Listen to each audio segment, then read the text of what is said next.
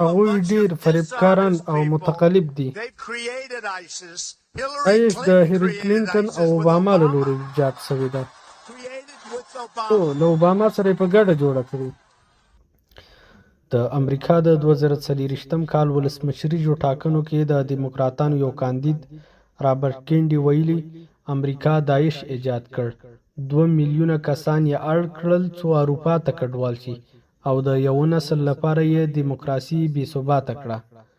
رابرټ کینډي زیاته کړې چې امریکا ستراتیژي دا ده چې د نظامي ځواک له لارې خپل قدرت وښيي.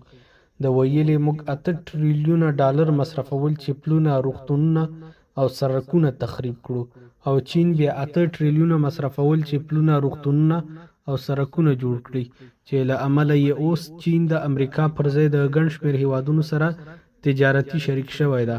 برازیل هم د ډالر پر ځای د یوان کارول پیل کړي، او سعودي عربستان هم د امریکا پر وړاندې خپل دریځ ته تغییر ورکړی ده.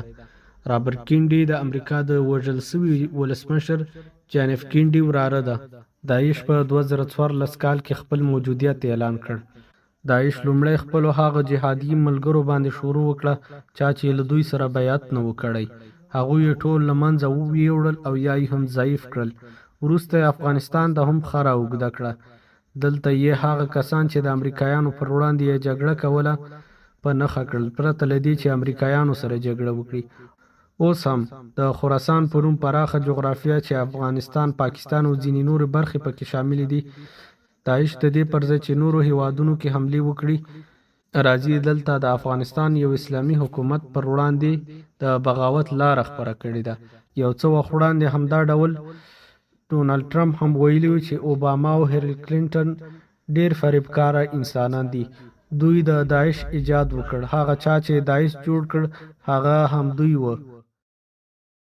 They have a bunch of dishonest people. They've created ISIS. Hillary Clinton created ISIS with Obama.